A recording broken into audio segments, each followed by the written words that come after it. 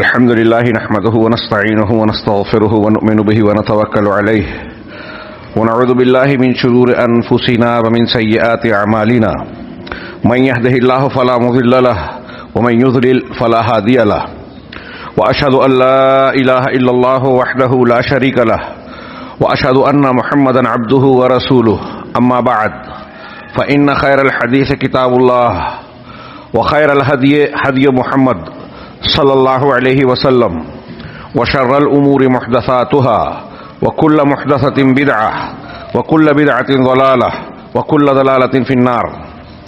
اعوذ باللہ من الشیطان الرجیم. بسم اللہ الرحمن الرحیم.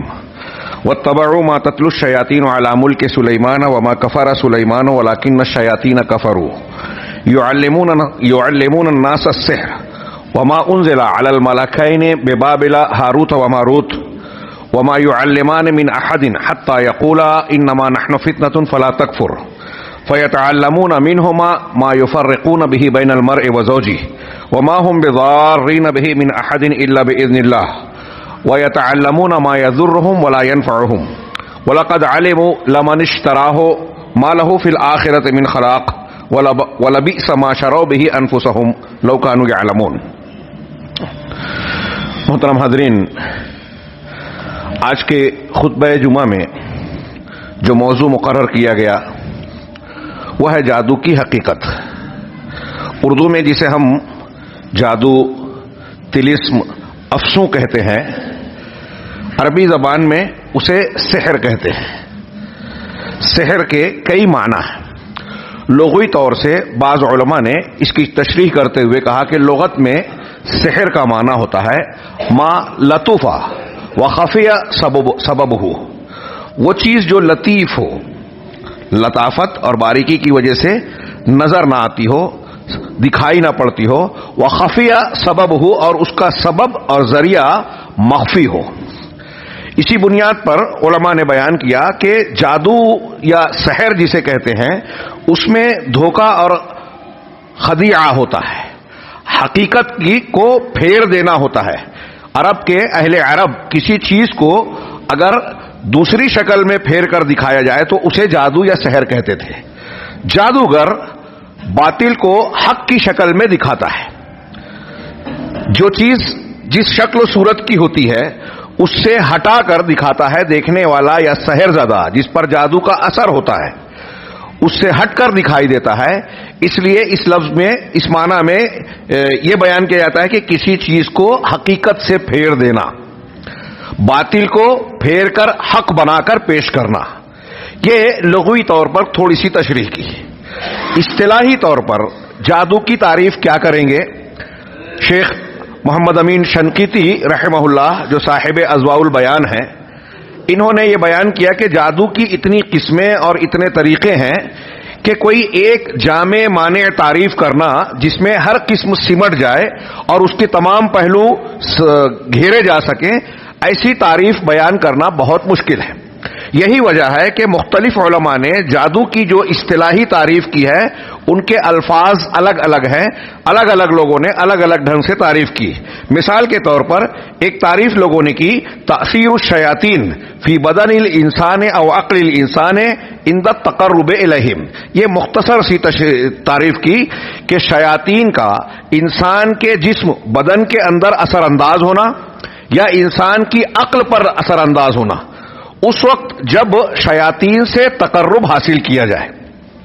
علامہ ابن قدامہ رحمہ اللہ اور دوسرے علماء نے کچھ اور تفصیل سے اسی بات کو بیان کیا کہ یہ جادو کا عمل کچھ گانٹھ مارنا یا منتر پڑھنا، جس کو رقیہ کہتے ہیں، رقیہ کی جمع عربی میں منتر پڑھنا، دعائیں پڑھنا، جھاڑ پھونک کرنا، تو یہ گانٹھیں باندھنا، جھاڑ پھونک کرنا یا کچھ عمل کرنا کچھ تحریری شکل میں، جیسے ہمارے ہاں نقش بنائے جاتے ہیں، جادو کی کچھ تحریریں لکھی جاتی ہیں، کچھ تحریریں لکھنا یا کوئی شیاطین سے مدد مانگنے والا عمل کرنا، ان تمام چیزوں میں شیاطین کی مدد لے کر کسی انسان کے جسم، اس کی عقل اور اس کے بدن پر اثر انداز ہونے کی کوشش کرنا، اس کی ایک حقیقت ہوتی ہے. یہ تعریف ہی کر رہا ہوں.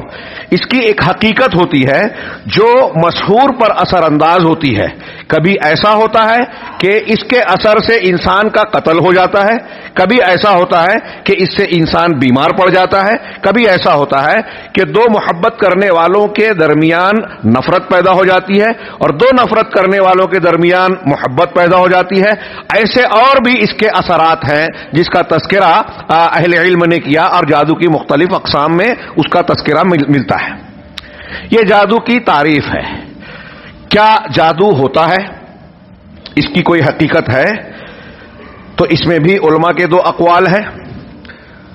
قرآن، سنت اور عام طور سے جمہور علماء اہل سنت والجماعت یہ مانتے ہیں کہ قرآن و حدیث سے اس بات کا ثبوت ملتا ہے کہ جادو ہے.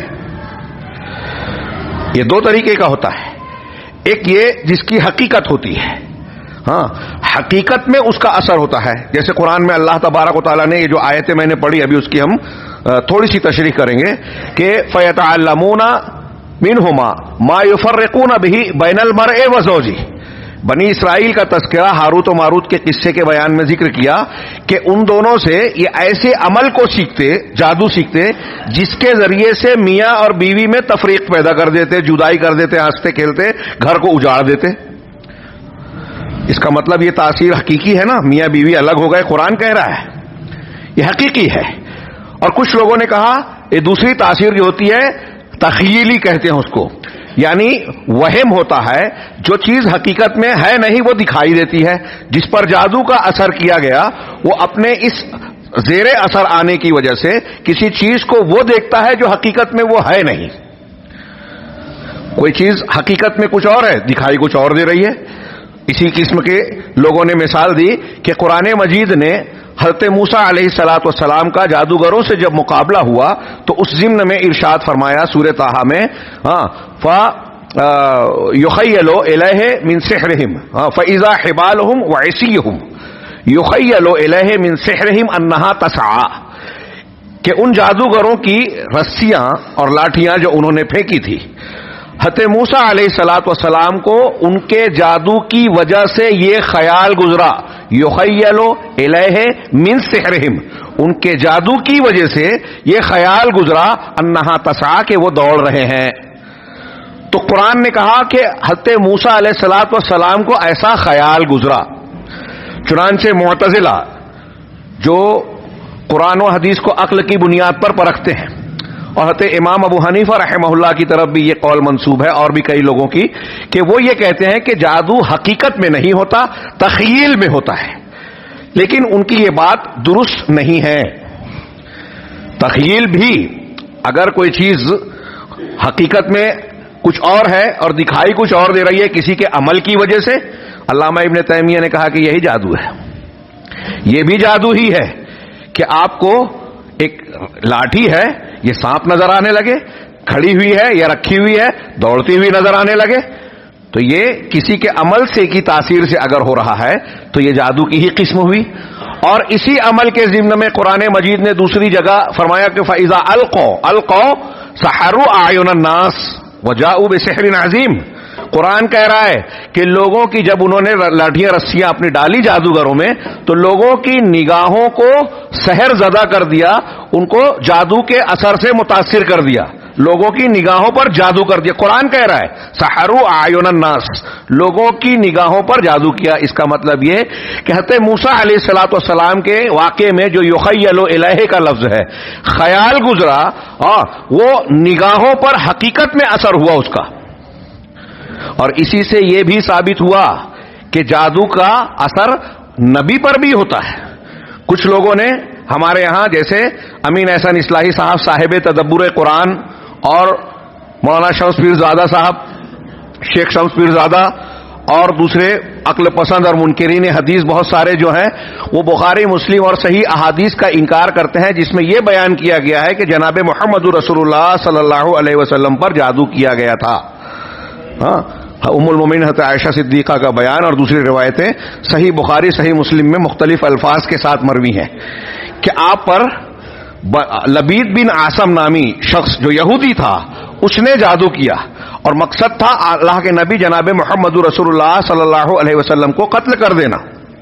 اللہ تعالیٰ نے فرشتوں کے ذریعے سے خبر دی اور پھر آپ نے معوذتین نازل ہوئی, آپ نے قل اعوذ برب الفلق قل اعوذ برب الناس تلاوت کی, اور 11 گانٹھیں جو باندھی تھی اس یہودی نے ایک بال میں کچھ آپ کے بال لے کر ایک پتلے میں اور اسے بیر زہروان میں ڈالا تھا, تو وہ گانٹھیں کھلتی گئیں ان آیتوں کے پڑھتے ہوئے, اور پھر نبی کریم صلی اللہ علیہ وسلم نے صحابہ کو بھیج کر اس پتلے کو نکال کر اس کو تلف بھی کروایا. یہ پورا واقعہ صحیحین میں ثابت ہے. کچھ لوگ اس کی سند میں کچھ باتیں پیدا کرتے ہیں, کچھ لوگ عقلی بنیاد پر اور قرآن کی بعض آیات سے غلط استدلال کر کے کفار کے قول جو مکہ میں کہا گیا تھا اس مکی آیت میں جو سورہ بنی اسرائیل اور سورہ فرقان کی آیت ہے کہ ان تتبعون الا رجلا مسحورا, کفار مکہ نے دوسروں سے کہا کہ تم تو ایک سحر زدہ آدمی کی اتباع کرتے ہو. وقت تفصیل کا نہیں ہے, میں حاصل کلام بتاؤں کہ وہاں سحر زدہ سے مراد جادو کا اثر نہیں, بلکہ وہاں کفار مکہ کا مقصد تھا کہ پاگل آدمی, مجنون آدمی جس کی عقل خپت ہو گئی ہے, یہ کہنا چاہتے تھے. یہ واقعہ تو مدینہ میں ہوا. اس آیت کو بنیاد بنا کر منکرین حدیث کہتے ہیں کہ اللہ کے نبی صلی اللہ علیہ وسلم کو اگر جادو کا اثر زیر اثر مانا جائے تو کفار مکہ کی یہ بات صحیح ہو جائے گی, کسی بھی طریقے سے صحیح نہیں ہوتی. اور یہ بات بھی حدیثوں میں موجود ہے کہ نبی کریم صلی اللہ علیہ وسلم پر جادو کا جب اثر ہوا تو شریعت کا کوئی معاملہ متاثر نہیں ہوا, جیسا کہ ام المومنین حضرت عائشہ صدیقہ رضی اللہ تعالی عنہا کا فرمان ہے. اور اس حدیث کو بھی کچھ لوگ یہ تخیلی جادو پر محمول کرتے ہیں. وہ کہتی ہیں کہ اللہ کے نبی صلی اللہ علیہ وسلم پر ایک شخص نے جادو کیا, تو اس کے اثر سے کیا ہوتا تھا, انہ لیخیل الیہ انہ یفعل شیئا ولا یفعلہ, کہ اللہ کے رسول صلی اللہ علیہ وسلم کو اس پیریڈ میں, اس دور میں ایسا خیال گزرتا کہ آپ نے کوئی کام کیا اور آپ وہ کام نہیں کرتے تھے. بعض دوسری بخاری مسلم میں ہے, ایک روایت میں ہے بخاری کی کہ آپ کو ایسا لگتا کہ فلاں بیوی سے ملاقات کر لی جبکہ آپ نے اس سے ملاقات نہیں کی ہوتی. تو دنیاوی امور اور معاملات میں ایسا اس کا اثر ہوا, شریعت اور دین کے معاملے میں کوئی اثر نہیں ہوا, اس لیے کہ شریعت اور دین کی حفاظت کی ذمہ داری اللہ نے لی. انا نحن نزلنا الذکر وانا لہ لحافظون. اللہ تعالیٰ نے یہ بھی کہا سنقرئک فلا تنسى, کہ ہم قرآن آپ کو پڑھائیں گے تو پھر آپ بھولیں گے نہیں. تو نسیان آپ کو دنیاوی معاملات میں ہوتا تھا. آپ نے ایک مرتبہ 4 رکعت والی نماز 2 رکعت پڑھا کے سلام پھیر دی, بھول گئے, صحابہ کے ٹوکنے پر پھر 2 پڑھ کر سجدہ سہو کیا, اور پھر آپ نے آخر میں فرمایا کہ انسا کما تنسون, تم جس طرح تم بھولتے ہو میں بھی بھولتا ہوں. لیکن شریعت اور دین کی باتیں آپ نہیں بھولے. لہذا یہ اعتراض کرنا کہ اگر جادو کا اثر اللہ کے رسول صلی اللہ علیہ وسلم پر مانا جائے تو اس سے شریعت پر اعتراض آئے گا, یہ لغو بات ہے, غیر عقلی بات ہے, شریعت کے دوسرے نصوص کو نظر انداز کر دینے کی بات ہے. اور ان لوگوں کی بات بھی غلط ہے کہ نبی کا پر جادو کا اثر نہیں ہوتا. امین احسن اصلاحی صاحب نے موسیٰ علیہ الصلوۃ والسلام کے واقعے کے تناظر میں یہ کہا کہ دیکھیے حضرت موسیٰ پر اثر ہوا نا, فَإِذَا حِبَالُهُمْ وَعِصِيُّهُمْ يُخَيَّلُ إِلَيْهِ مِنْ سِحْرِهِمْ, ان کے جادو کے اثر سے لگا کہ یہ رسی لاٹھی دوڑ رہے, قرآن کہہ رہا ہے. تو ان کو یہاں کہنا پڑا کہ حضرت موسیٰ علیہ الصلوۃ والسلام پر جو جادو کا اثر ہوا تھا وہ کچھ لمحوں کے لیے ہوا تھا. تو لوگوں نے یہ سیدھا سوال اٹھتا ہے کہ آپ کہہ رہے ہو کہ شان نبوت کے خلاف ہے کہ جادو کا اثر ہو, اور یہاں کہہ رہے ہیں کہ کچھ لمحوں کے لیے ہوا.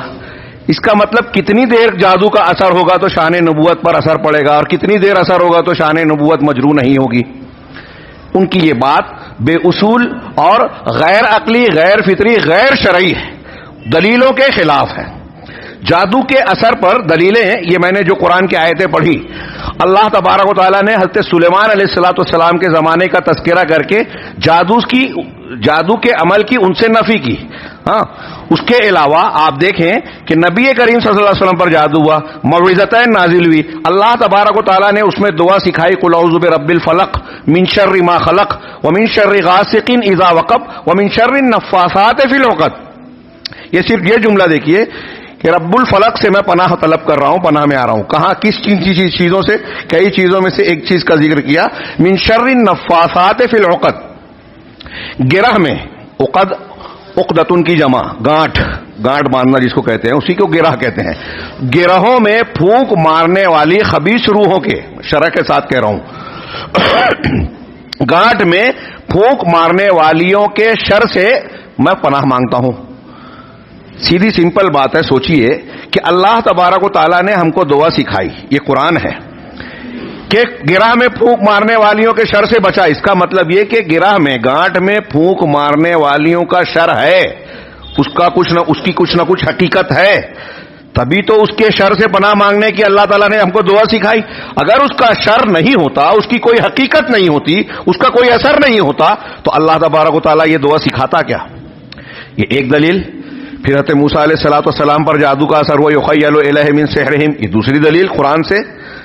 ہاں, تیسری اسی میں ایک دوسری آیت ہے کہ انہوں نے آنکھوں پر, لوگوں کی آنکھوں پر جادو کر دیا تھا.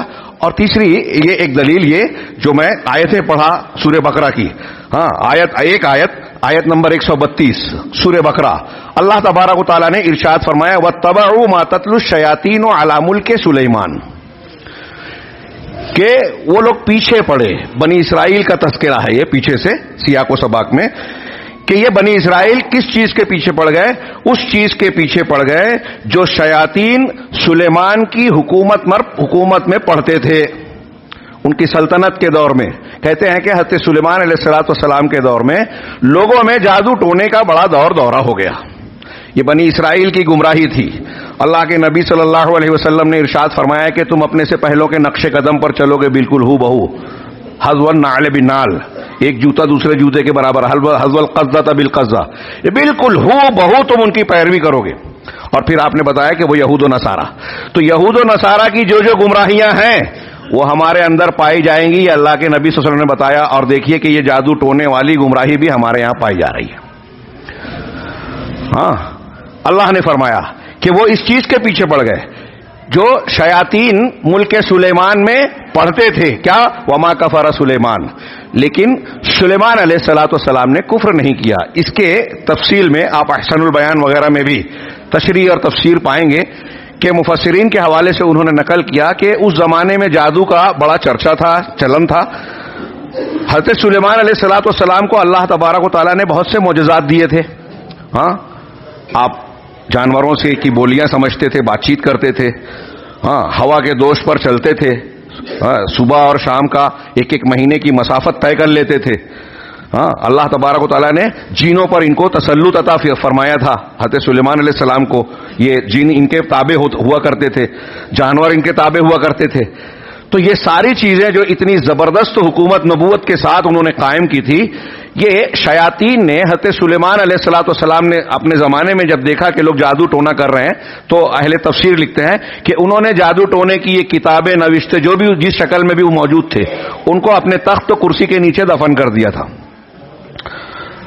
ہاں, لیکن جب حضرت سلیمان علیہ السلام کی وفات ہوئی تو شیاطین نے لوگوں میں یہ چرچا کیا, یہ پھیلایا کہ حضرت سلیمان علیہ السلام کوئی نبی پیغمبر نہیں تھے, نبی اور پیغمبر نہیں تھے, بلکہ وہ جادو ٹونے کا عمل کر کے یہ سارا عجیب و غریب معاملہ جو ہے یہ مظاہرہ کرتے تھے, جانوروں کو قبضے میں کیا, ہوا کے دوش پر جو ہے لمبی لمبی مسافت طے کرتے تھے, اور جنوں اور شیاطین کو اپنے بس میں کر لیا تھا. یہ جادو ٹونے کا عمل تھا حضرت سلیمان علیہ السلام. اور پھر ان کی کتابوں کو نکال کر پھر سے اس کی ترویج شروع کی لوگوں کو گمراہ کرنے کے لیے. اللہ تبارک و تعالیٰ نے حضرت سلیمان علیہ السلام کی شخصیت کے بارے میں یہ وضاحت فرمائی کہ سلیمان علیہ السلام نے کفر نہیں کیا. ہاں, ولیکن الشیاطین کفروا, ہاں شیاطین نے کفر کیا. آگے کے سیاق سے پتہ چلتا ہے کہ جادو کا سیکھنا سکھانا, جادو کا عمل کرنا یہ کفر ہے, اور حضرت سلیمان علیہ السلام ایک پیغمبر تھے, کفر کیسے کر سکتے ہیں؟ ان کا معاملہ جو تھا وہ اللہ کی طرف سے دیا ہوا معجزہ تھا, خرق عادت چیزیں تھی, وہ جادو کے قبیل سے نہیں تھا. اور یہاں جو آگے کی سیاق آ رہا ہے یہ اسی لیے ہے کہ اللہ تبارک و تعالیٰ لوگوں کو یہ بیان کرنا چاہتا ہے کہ نبی اور پیغمبر کا معجزہ, صالحین کی کرامت اور جادو ایک جیسی چیزیں نہیں ہیں, دونوں میں زمین و آسمان کا فرق ہے. اللہ تبارک و تعالیٰ نے حضرت سلیمان علیہ السلام کے بارے میں, ان کی شخصیت کے بارے میں صفائی کی کہ وما کفر سلیمان ولکن الشیاطین کفروا, سلیمان نے کفر نہیں کیا, شیاطین نے کفر کیا. کیسے کفر کیا؟ یعلمون الناس السحر, یہ شیاطین لوگوں کو جادو سکھاتے تھے. قرآن کے اس ٹکڑے پر غور کیجئے کہ شیاطین نے کفر کیا, یہ لوگوں کو جادو سکھاتے تھے. جادو سکھانا کفر ہے. اس سے پتہ چلا کہ تعلیم سحر، جادو کا سکھانا، یہ کفر کا عمل ہے. ابھی تھوڑی اور وضاحت ہم آگے کریں گے. وما انزل علی الملکین ببابل ہاروت و ماروت، اور بابل شہر میں دو فرشتے ہاروت اور ماروت پر جو کچھ نازل کیا گیا. ہاروت اور ماروت یہ دو فرشتے تھے. کچھ علماء نے قرآن کے سیاق و سباق سے جوڑ کر کہا کہ جو شیاطین کہا گیا، ہاروت ماروت فرشتے نہیں تھے، شیاطین تھے. علامہ ثناء اللہ امرتسری رحمہ اللہ نے بھی یہ قول نقل کیا، اور بعض آج کل کچھ لوگ اس طرح پیش کرتے ہیں کہ جیسے یہ قرآن کا بڑا باریک نقطہ ہے اور علماء کرام اس کو سمجھ نہیں پائے. جی نہیں، علماء سمجھتے ہیں، جانتے ہیں، اور میں تذکرہ انہی کی وجہ سے کر رہا ہوں کہ لوگوں کو پتہ چل جائے کہ یہ تفسیر مرجوع ہے اور قرآن کا سیاق و سباق اس معنی کی تائید نہیں کرتا. قرآن کا سیاق و سباق بتاتا ہے کہ ہاروت ماروت حقیقت میں فرشتے ہی تھے، جیسا کہ آگے کے جملے سے واضح ہو رہا ہے کہ ملکین دو ہاروت ماروت پر جو نازل کیا گیا تو وما يعلمان من احد حتى يقولا انما نحن فتنة فلا تکفر، کہ یہ ہاروت ماروت کسی کو جادو نہیں سکھاتے تھے، یہاں تک کہ یہ کہتے تھے، جادو سکھانے سے پہلے یہ کہتے تھے کہ انما نحن فتنہ، ہم فتنہ ہیں، آزمائش ہیں، فلا تکفر، تم کفر نہ کرو. اب بتائیے کہ اگر ہاروت ماروت شیاطین ہوتے تو کیا یہ جملہ کہتے کہ ہم ابتلا اور آزمائش کے لیے اللہ کی طرف سے اتارے گئے ہیں اور تم کفر مت کرو، تم اگر ہم سے سیکھو گے تو ہم سکھا تو دیں گے، لیکن تمہارا سیکھنا بھی کفر ہے، کفر مت کرو. اس آیت سے پتہ چلا کہ جادو کا سیکھنا بھی کفر ہے. پہلے والے ٹکڑے سے پتہ چلا سکھانا کفر ہے، یہاں پتہ چلا کہ سیکھنا بھی کفر ہے. اور ہاروت ماروت کو بطور ابتلا اور آزمائش کے بھیجا گیا. یہ ایسے ہی ہے، شیخ صلاح الدین مقبول صاحب نے اپنے حاشیہ قرآن میں لکھا کہ جیسے کوئی استاذ کوئی ایسی چیز کسی شاگرد کو سکھاتا ہے کہ وہ غلط ہے، لیکن اس کی تردید کرنے کے لیے یا اس کے بارے میں لوگوں کو باور متنبہ کرنے کے لیے اس کو سکھاتا ہے. اب اگر وہ شاگرد اس علم کا غلط استعمال کرے تو یہ استاذ کا قصور نہیں ہے. ایسے ہی ہاروت و ماروت کو بطور آزمائش کے اللہ نے بھیجا تھا، اور لوگوں میں جیسا کہ لوگوں نے تشریحاً کہا کہ لوگوں میں یہ بتانے کے لیے کہ حضرت سلیمان علیہ الصلوۃ والسلام کے جو خرق عادت امور تھے وہ اللہ کی طرف سے دیے ہوئے معجزے تھے، وہ جادو نہیں تھا. جادو تو کفر ہے، جادو کی حقیقت الگ ہے، اسی لیے ہاروت ماروت کو بھیجا گیا کہ یہ سکھا کر آدمی کر سکتا ہے، جادو کو سیکھ کر آدمی کر سکتا ہے. معجزہ انسان کے بس کی بات نہیں ہے، کتنی بھی پریکٹس کر لے، مشق کر لے، کچھ بھی سیکھ لے وے، یہ اللہ تبارک و تعالیٰ کی مشیت اور قدرت کا حصہ ہے. اور جادو اور معجزے میں کوئی مناسبت نہیں ہے کئی اعتبار سے، دونوں میں بہت بڑا فرق ہے، دونوں کی مشابہت کا نہیں اختیار، دونوں کو ایک جیسا نہیں کہا جا سکتا. چنانچہ یہ کہہ رہے ہیں کہ ہاروت ماروت جب کسی کو جادو سکھاتے تو کہتے انما نحن فتنہ فلا تکفر، ہم جو ہے فتنہ ہے، ابتلا اور آزمائش کے لیے آئے ہیں، لہذا تم کفر نہ کرو. ان دو آیتوں میں شاید موقع نہ رہے اور تفصیل سے گفتگو کا جمعہ کے خطبے میں ٹائم بھی نہیں ہوتا، لہذا میں یہاں اختصار سے یہ بتاؤں کہ جادو کا سیکھنا اور سکھانا کفر ہے. کفر کیوں ہے؟ شیخ محمد بن عبد الوہاب رحمہ اللہ نے جو ایک رسالہ لکھا نواقض الایمان، ایمان کو توڑ دینے والی چیزیں، اگر ان میں سے کسی چیز کو اختیار آدمی کرتا ہے تو اس کا لا الہ الا اللہ، اس کا ایمان ٹوٹ جاتا ہے، وہ اسلام سے خارج ہو جاتا ہے، کافر ہو جاتا ہے. اس کا لا الہ الا اللہ پڑھنا کوئی معنی نہیں رکھتا.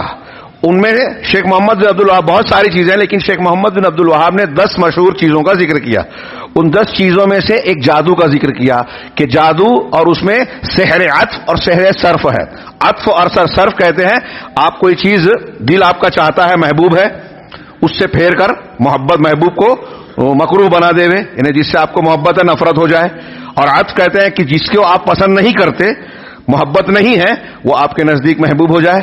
ان دونوں قسموں کو شیخ محمد بن عبد الوہاب رحمہ اللہ نے کہا کہ یہ کفر ہے، ان کا سیکھنا سکھانا عمل کرنا یہ کفر ہے، اسلام سے آدمی باہر ہو جائے گا، لا الہ الا اللہ ٹوٹ جائے گا. جادو کی ایک قسم وہ ہوتی ہے جس میں دواؤں کا، دھونی کا، کچھ جڑی بوٹیوں کا استعمال ہوتا ہے. تو علماء کہتے ہیں کہ اگر اس قسم کا جادو کیا جائے اور اس میں شیاطین سے مدد لینے والا عمل نہیں پایا جاتا، غیر اللہ کو علم غیب کا حامل نہیں مانا جاتا، ان سے مدد طلب نہیں کی جاتی، تو یہ اسلام سے خارج کر دینے والا کفر نہیں ہوگا، اگرچہ یہ حرام ہے اور اگرچہ یہ کم درجے کا کفر ہوگا، لیکن یہ اسلام سے خارج کر دینے والا عمل نہیں ہوگا۔ لیکن عموماً جادو کے عمل میں شیاطین سے مدد طلب کی جاتی ہے، اور شیاطین سے مدد ان سے تقرب کے ذریعے حاصل کی جاتی ہے۔ شیاطین کا تقرب کیسے حاصل ہوتا ہے؟ وہ کام کر کے جس سے شیطان خوش ہوتا ہے، وہ کام کر کے جس سے اللہ ناراض ہوتا ہے، وہ کام کر کے جو قرآن و حدیث کے خلاف ہے۔ آپ اگر کسی شیطان کو پکار رہے ہیں اپنی مدد کے لیے، جادو ٹونے کے عمل میں اثر لانے کے لیے، تو ظاہر سی بات ہے وہی تو ایسے عمل کرتا ہے جو دکھائی نہیں دیتا سبب اور ہو رہا ہے۔ ایک چیز وزن دکھائی نہیں دے رہا، کوئی اٹھا رہا ہے اور ہوا میں اڑ گئی، ہاں تو کون اٹھا رہا ہے اسے؟ شیاطین۔ یہ آج کل جو ہمارے یہاں بعض لوگ مظاہرہ کرتے ہیں نا، ہندو پنڈت بھی ہیں اور کچھ جو ہے صوفیہ اور کچھ ایسے لوگ جو اپنے آپ کو اللہ کا ولی بتانے کی کوشش کرتے ہیں کہ جو ہے سر کے بال میں باندھ کر کوئی ٹرک کھینچ رہا ہے، کوئی کیلوں پر لیٹا ہے سو رہا ہے، کوئی تلوار کی دھار پہ چلنے کا مظاہرہ کرتا ہے، کوئی آگ کے تنور میں آگ کے علاوہ میں جو چلنے کا مظاہرہ کرتا ہے۔ یہ ساری چیزیں جادو کی قبیل سے ہے جس میں شیاطین ایسے لوگوں کی مدد کرتے ہیں۔ یہ ولایت یا اس سے متاثر اور مرعوب ہونے کی بات نہیں ہے۔ دجال آئے گا تو اس سے بڑے بڑے فتنے اور ایسی چیزوں کا مظاہرہ کرے گا جو جادو میں بھی بہت اعلیٰ قسم کے ہوں گے۔ ایک آدمی کو قتل کر کے بھی زندہ کر دے گا، اس کے ساتھ بہت ساری چیزیں چلے گی۔ ہاں، بادل کو وہ کہے گا چلو تو چلے گا، بارش برسا تو برسائے گا۔ یہ اللہ تبارک و تعالیٰ آزمائش کے طور پر اس کو یہ قوت طاقت دے گا۔ تو جو لوگ ایسی شعبدہ باز اور ایسی چیزوں کو دیکھ کر متاثر ہو جاتے ہیں کہ بابا تو بہت بڑی چیز کا مظاہرہ کر رہے ہیں، ہاں اس لیے ان کے پیچھے چلو، سوچئے وہ دجال سے کتنا دھوکہ کھائیں گے۔ خیر، عرض یہ کرنا تھا کہ جادو کی اکثر قسمیں، کچھ میں اختلاف ہے یا جس میں شیاطین کے استخدام اور علم غیب غیر اللہ کے تعلق سے عقیدہ نہ رکھا جائے، اس کو کم درجے کا مانتے ہیں۔ ورنہ جادو کی جو قسمیں ہیں عمومی طور سے جو جس کو جادو کہا جاتا ہے، ہاں اس میں شیاطین سے مدد مانگی جاتی ہے، ان کا تقرب حاصل کیا جاتا ہے، ان کے بارے میں یہ عقیدہ رکھا جاتا ہے کہ یہ غیب جانتے ہیں، یہ قدرت رکھتے ہیں، ایسی چیزوں کی قدرت جو صرف اللہ کی خصوصیت ہے۔ اگر اس قسم کا عقیدہ شامل ہے تو اس میں کوئی شک اور کوئی اختلاف نہیں ہے کہ یہ کفر ہوگا، انسان اسلام سے باہر ہو جائے گا ایسا کرنے پر۔ چنانچہ یہ سیکھنا سکھانا دونوں کفر ہے۔ فَيَتَعَلَّمُونَ مِنْهُ، ہاروت ماروت یہ کہتے تھے کہ ہم فتنہ ہیں، آزمائش ہے، کفر نہ کرو، لیکن اس کے بعد اللہ نے فرمایا فَيَتَعَلَّمُونَ مِنْهُمَا مَا يُفَرِّقُونَ بِهِ بَيْنَ الْمَرْءِ وَزَوْجِهِ، ہاں کہ ان دونوں سے ایسا کہہ دینے کے باوجود، یہ بنی اسرائیل کے یہ لوگ جو گروہ تھا جن کی طرف ہاروت ماروت کو بھیجا گیا تھا، ایسا کہہ دینے کے باوجود یہ بنی اسرائیل کے لوگ ان دونوں سے وہ چیز سیکھتے تھے ما یفرقون بھی، جس کے ذریعے سے تفریق کرتے تھے، علیحدگی کرتے تھے، بین المرء وزوجہ، آدمی اور اس کی بیوی کے درمیان۔ یہ قرآن کہہ رہا ہے، رب العالمین فرما رہا ہے کہ ایسی چیز سیکھتے تھے جس سے میاں بیوی میں جدائی ہو جائے۔ اس کا مطلب اس عمل کا، اس چیز کا یہ اثر تھا، جادو ہے، اس کا اثر یہ ہوتا تھا، یہ حقیقت ہے۔ یہ قرآن کہہ رہا ہے، قرآن سے ثبوت مل رہا ہے۔ اب یہ الگ بات ہے، آج کل غیر مسلموں میں بھی ایک سنستھا کام کرتی ہے، ایک ادارہ کام کرتا ہے، اور وہ یہ کہتا ہے کہ دنیا میں جادو ہے ہی نہیں، سب ہاتھ کی صفائی ہے، شعبدہ بازی ہے، چالاکیاں اختیار کر کے آدمی کو دھوکہ دیا جاتا ہے۔ ایسا ہو سکتا ہے کہ چالاکیاں کچھ سائنسی چیزوں کو استعمال کر کے چھری میں ایک مادہ یا کیمیکل لگا کے اس کو کسی پھل کو کاٹے، لیمو کاٹے تو لال کٹتا ہے، اس طرح کی کچھ ترکیبیں اختیار کی جا سکتی ہیں، یہ ممکن ہے، یہ ہے، صحیح بات ہے، لیکن جادو ہے ہی نہیں ایسا نہیں ہے۔ جادو ہے اور اس میں شیاطین کی مدد ہوتی ہے۔ چنانچہ یہ قرآن کہہ رہا ہے کہ وہ ان سے ایسی چیز سیکھتے تھے جس سے میاں بیوی میں تفریق کرتے تھے، لیکن اللہ نے آگے ایک بات اور بھی کہی، وَمَا هُمْ بِضَارِّينَ بِهِ مِنْ أَحَدٍ إِلَّا بِإِذْنِ اللَّهِ، کہ یہ جادوگر جتنا بھی کچھ سیکھ لیں، کرتب بازی یا شیاطین کی مدد حاصل کر لیں، یہ لوگ کسی کو نقصان پہنچانے والے نہیں مگر اللہ تبارک و تعالیٰ کی مرضی سے، اس کے حکم سے، اس کے اذن سے۔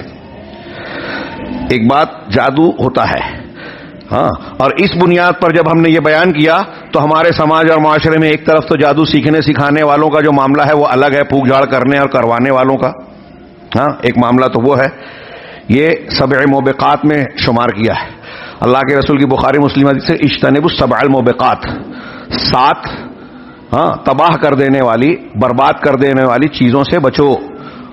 تو پوچھا صحابہ نے وما ہن، یا رسول اللہ وما ہن، اللہ کے رسول وہ 7 چیزیں کیا ہے؟ تو آپ نے فرمایا الشرک باللہ والسحر، سب سے پہلے نمبر پر اللہ کے ساتھ شرک کرنا، اس کے بعد جادو. جادو کو ہلاک کرنے والی چیزوں میں ذکر کیا. ایک روایت میں جس کو علامہ البانی اور دوسرے محدثین نے صحیح کہا کہ لیس منا، وہ شخص ہم میں سے نہیں، من تکہن اور تکہن لہ، جو کہانت کا عمل کرے یا اس کے لیے کہانت کی جائے. کہانت یہ نجومی کاہن جو مستقبل کی باتیں بتاتے ہیں، علم نجوم، علم اور کہانت یہ قریب قریب ہے. علم رمل، علم جفر، لکیریں کھینچ کے پتے پہ دیکھ کر، ہاتھ دیکھ کر. آج کل علم جیوتش چلتا ہے نا، ہندو مذہب والے جو ہے اس کو مانتے ہیں. ٹی وی چینل پہ بہت سارے پروگرام بھی ہوتے ہیں. ان کو بھی جادو سے قربت ہونے کی وجہ سے جادو کی قسموں میں شمار کیا گیا ہے. اور مرد اور عورت، شاید میں آگے بھول جاؤں، موقع نہ ملے، یہ اچھی طرح دماغ میں رکھے. اللہ کے رسول کا فرمان ہے جو شخص کسی کاہن کے پاس آئے یا کسی نجومی کے پاس آئے، کاہن یا عراف، جادوگر مستقبل کی باتیں نہیں بتاتا، عمل کرتا ہے. کاہن مستقبل کی باتیں اور غیب کی باتیں اور ماضی کی باتیں، جادوگر بھی ماضی کی باتیں بتانے کا دعویٰ کرتا ہے. تو گویا اگر کوئی آدمی ان کے پاس جاتا ہے تو ماضی کی باتیں یا مستقبل کی باتیں یا غیب کی باتیں ان سے پوچھتا ہے. اللہ کے رسول صلی اللہ علیہ وسلم نے فرمایا کہ من اتا کاہنن اور عرافن، جو کسی کاہن یا عراف نجومی کے پاس آئے، فصدقہ بما یقول، اور جو وہ کہہ رہا ہے اس کی تصدیق کرتا ہے، فقد کفر بما انزل علی محمد صلی اللہ علیہ وسلم، تو اس نے اس چیز کا کفر کیا، انکار کیا جو محمد صلی اللہ علیہ وسلم پر نازل کیا گیا، یعنی قرآن کا انکار ہے نجومی کے پاس آنا اور اس کی بات کو ماننا. کفر ہے یہ. اور ایک روایت میں صحیح مسلم کیا ہے کہ جو شخص کسی کاہن یا بعض ازواج نبی سے مروی ہے، جو شخص کسی کاہن یا عراف کے پاس آئے اور اس کی بات کی تصدیق کرے، مانے، تو 40 دن کی اس کی نماز قبول نہیں ہوگی. علماء نے لمبی چوڑی گفتگو کی. اس کا حاصل یہ ہے کہ اگر کوئی شخص کسی کاہن کے پاس جاتا ہے اور اس کی بات کو مانتا ہے اور دل میں یہ عقیدہ رکھتا ہے کہ یہ غیب بھی جانتا ہے، حالانکہ قرآن یہ کہتا ہے کہ اللہ کے سوا آسمان اور زمین میں غیب کوئی نہیں جانتا. اب کسی نجومی اور کاہن کے بارے میں اگر کوئی عقیدہ یہ رکھتا ہے کہ وہ بھی غیب بتا سکتا ہے، جان سکتا ہے، اگر اس عقیدے کے ساتھ اس کی بات مان رہا ہے تو وہ کافر ہو جائے گا، اسلام سے خارج ہو جائے گا. اور یہ عقیدہ نہ رکھ کر اس کی بات کو مانتا ہے تو اس کا کفر کم درجے کا ہوگا اور وہ بھی حرام کا مرتکب ہے، اگرچہ اسلام سے خارج نہیں ہوگا. اور اگر نہ ماننے کے لیے بھی کسی کاہن نجومی کے پاس جاتا ہے، ہماری مائیں بہنیں خواتین اگر سن رہی ہوں تو دماغ میں رکھ لیں، کسی جادوگر کے پاس آپ جاتے ہیں، کسی کاہن اور نجومی کے پاس جاتے ہیں مستقبل کی بات جاننے کے لیے، غیب کی بات جاننے کے لیے یا کچھ اور اس قسم کے اعمال کے لیے، تو اللہ تعالیٰ یہ تو اگر نہ بھی مانے تو یہ حرام ہے، قرآن و حدیث کی تعلیمات کے خلاف ہے. میں وہی عرض کر رہا تھا کہ ایک طرف تو ہمارے یہاں یہ ہے کہ یہ عمل لوگ کر رہے ہیں، کروا رہے ہیں. اب سوچئے جو ابھی میں نے حدیث پڑھی کہ صرف کاہن کے پاس جانا اور اس کی بات کو ماننا، یہ اللہ کے رسول فرما رہے ہیں کہ یہ کفر ہے. تو اس کا سیکھنا سکھانا کتنا برا ہے. پھر بھی ہمارے یہاں کچھ لوگ اس قسم کا عمل کر رہے ہیں، یہ ایک طرف. دوسری طرف جو عمل نہیں کرتے لیکن عقائد ان کے کمزور ہیں، ہمارے سماج اور معاشرے میں خاص طور سے ہماری خواتین، وہ ان امور میں بہت زیادہ خوف زدہ ہوتی ہیں، کسی پر بھی شک کرنے لگتی ہیں کہ ارے اس نے ہمارے خلاف عمل کر دیا، دیکھو اس نے دھاگا لٹکایا، اس نے یہ باندھا، اس کو فلاں پھونک جھاڑ والے کے پاس جا رہا ہے، ہمارے گھر کے سامنے فلاں چیز پھینک دی، ایسا کر دیا ویسا کر دیا.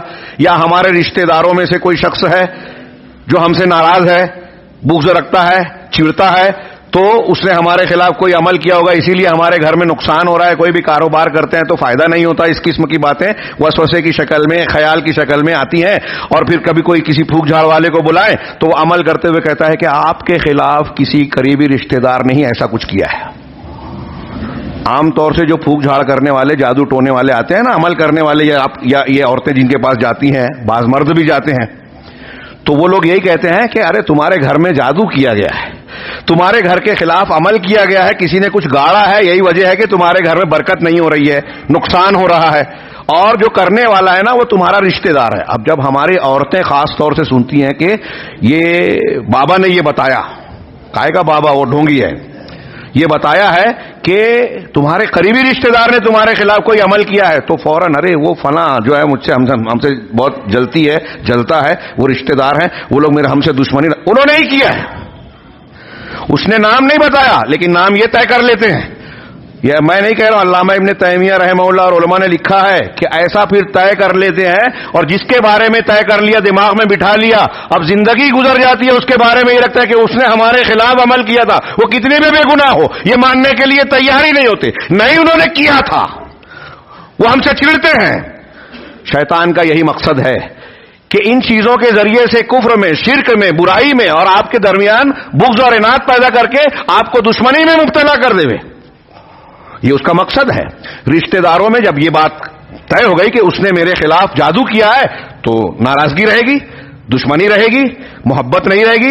رشتہ جوڑنے کا جو حکم قرآن و حدیث نے دیا ہے کہ سل من قطع کا، جو تم سے کٹے تم اس سے جڑو، اس کی بجائے آدمی اس سے کٹ جائے گا. اور قرآن حدیث کہتی ہے لا يدخل الجنت قاطع، کہ رشتہ کاٹنے والا جنت میں نہیں جائے گا، اس کی پرواہ نہیں ہے، اس نے جادو کیا ہے. اللہ کے نبی صلی اللہ علیہ وسلم پر جادو ہوا تو آپ کو جب تک فرشتوں کے ذریعے سے خبر نہیں دی گئی، آپ کو پتہ نہیں چلا. ایک پھوک جھاڑ کرنے والا آتا ہے، بول دیتا ہے جادو کیا گیا، فلاں فلاں نے کیا ہے، ہاں ایسے جو ہے فلاں جگہ گاڑا گیا ہے. کجری لگانے والا انگوٹھی میں نے بچپن میں دیکھا کہ بلاتا ہے کسی انسان کو کہ جو الٹا پیدا ہوا ہے، اور پھر اس کو پکارتا ہے بادشاہوں کے بادشاہ ہے فلاں، بتا فلاں چیز کہاں گم ہوئی.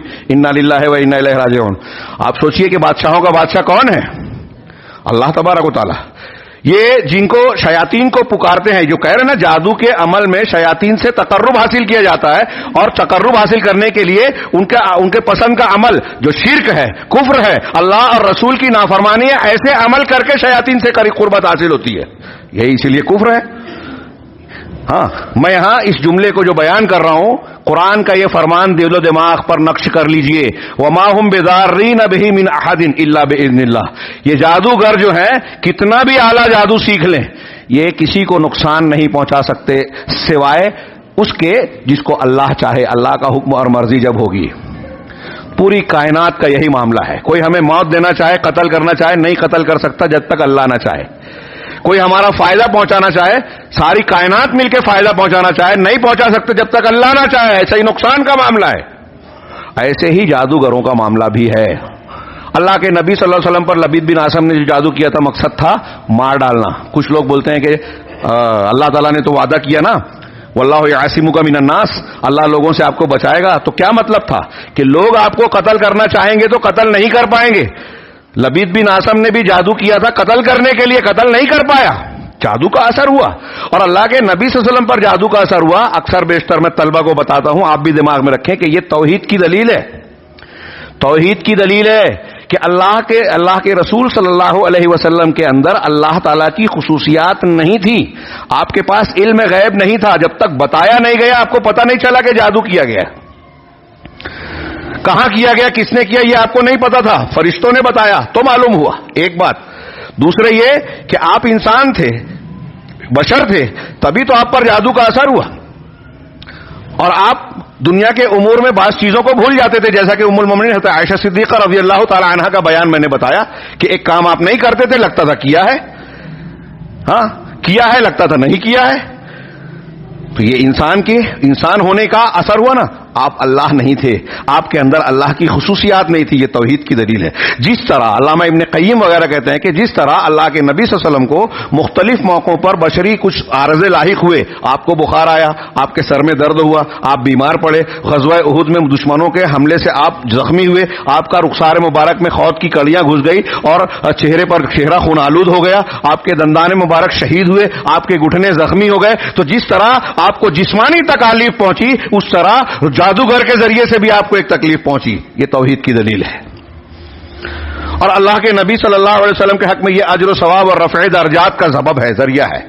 اور اللہ تبارک و تعالیٰ نے آپ پر یہ چیزیں جاری کی تاکہ امت کے لیے آپ کی شخصیت کو نمونے کے طور پر پیش کرے کہ آپ پر بھی یہ مشقتیں اور تکلیفیں آئی. جادو ہوا تو آپ نے پھونک جھاڑ جادو ٹونا نہیں کیا، اس کے لیے غلط راستے نہیں اختیار کیے، پھونک جھاڑ کرنے والوں کے پاس جا کے اپنے پیسے اور ایمان کو بیچا نہیں، دونوں کو گنوایا نہیں، بلکہ اللہ کے رسول صلی اللہ علیہ وسلم پر جب جادو ہوا تو موعظتین کی تلاوت کی، اچھے ہو گئے. ہم کو بھی وہی پڑھنا چاہیے. آپ کے اور اللہ کے نسخے میں آپ کو کمی لگتی ہے کہ قرآن اثر نہیں کرے گا، جادوگر اثر کرے گا؟ خیر یہ آیتیں پوری کر لیں اور بات کو سمیٹیں کہ یہ کسی کو اللہ کی مرضی کے بغیر نقصان نہیں پہنچا سکتے۔ اگر آپ کے گھر پہ کوئی کچرا کوڑا ڈال رہا ہے، آپ کے گھر پہ کوئی چیز کسی نے لا کے لٹکا دی ہے، آپ کے نام سے کوئی چیز گاڑ دی ہے، تو ٹینشن مت لیجئے۔ ہاں میں خواتین ماؤں بہنوں سے بھی کہہ رہا ہوں کہ کسی کے بارے میں شک میں مبتلا مت ہو جائیے کہ ارے اس نے کیا ہوگا، یہ شیطان کا خیال ہے، فریب ہے، اور کسی سے ڈرنے کی ضرورت نہیں ہے، جادوگروں سے ڈرنے کی ضرورت نہیں ہے۔ یہاں یہ کہا سورہ طٰہٰ میں اللہ نے کہا وَلَا يُفْلِحُ السَّاحِرُ حَيْثُ أَتَىٰ، کہ جادوگر کہیں سے بھی آئے فلاح نہیں پا سکتا، کامیاب نہیں ہو سکتا۔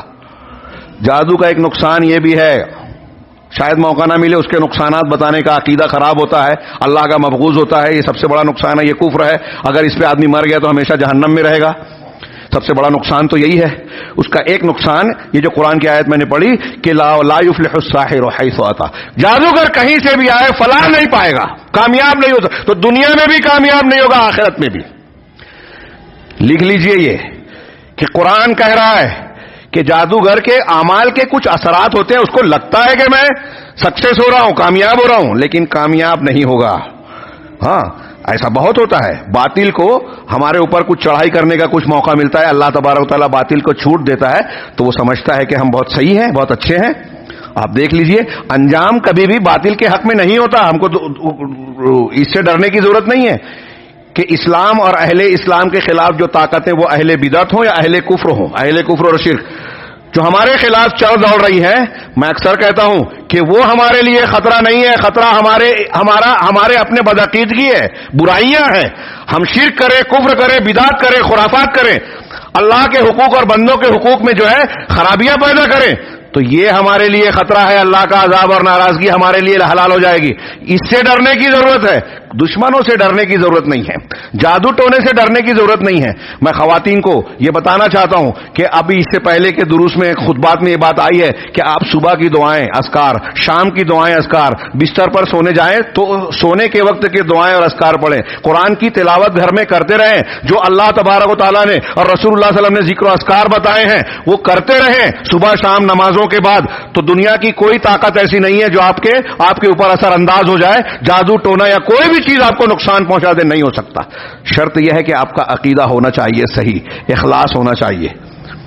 آپ بدعقیدہ ہیں، شرک کر رہے ہیں، شرک اگر کوئی کر رہا ہے بندہ، بدعت و خرافات میں مبتلا ہے تو شیطان اس پر مسلط ہے، جادو ٹونے کا اثر مشرکین پر زیادہ ہوگا۔ اب یہاں کوئی کہے گا اللہ کے رسول پہ کیوں ہوا؟